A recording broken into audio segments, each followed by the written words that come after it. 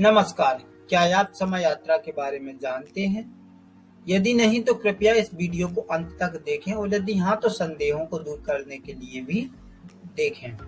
चलिए शुरू करते हैं। समय, जिसे ब्रह्मांड का चौथा आयाम भी कहा जाता है, समय के साथ सब कुछ अलग अलग गति से चल रहा है।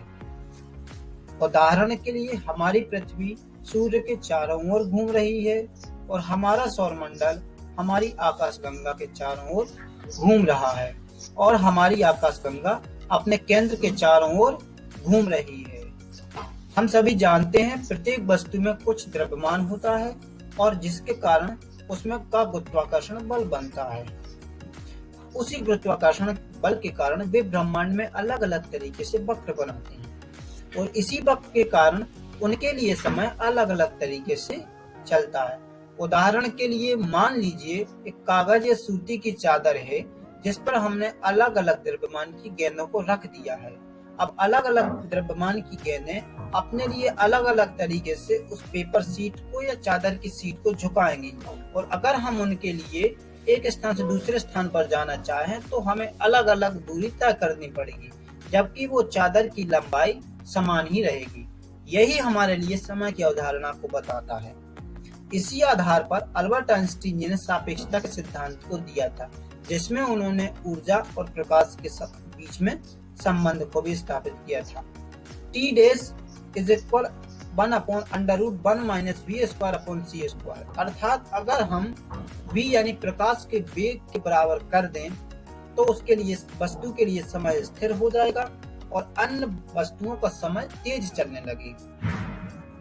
समय यात्रा वार्म होल के द्वारा भी की जा सकती है, जिसे एक स्थान से दूसरे स्थान के शॉर्टकट के रूप में भी जाना जाता है।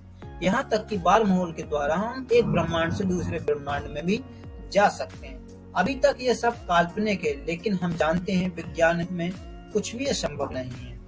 ऐसे कई सिद्धांत हैं या कॉन्सेप्ट हैं जो हमारे अतीत तक जाने को सीमित भी करते हैं।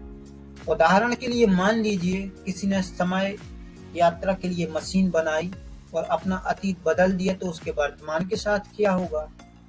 कई वैज्ञानिक तो यह भी तर्क देते हैं कि एक और समय रेखा शुरू हो जाएगी, लेकिन कुछ लोग कहते हैं कि पिछली वाली रेखा के साथ क्या होगा। हमारे प्रयोगों द्वारा हम केवल सापेक्षता के सिद्धांत द्वारा किसी भी वस्तु के लिए समय रोकने के लिए प्रमाण दे सकते हैं। कहने का मतलब, अगर हम किसी वस्तु के वेग को बहुत अधिक कर दें या प्रकाश के वेग के बराबर कर दें तो यह संभव है कि उसके लिए समय नियत हो जाएगा या शून्य हो जाएगा।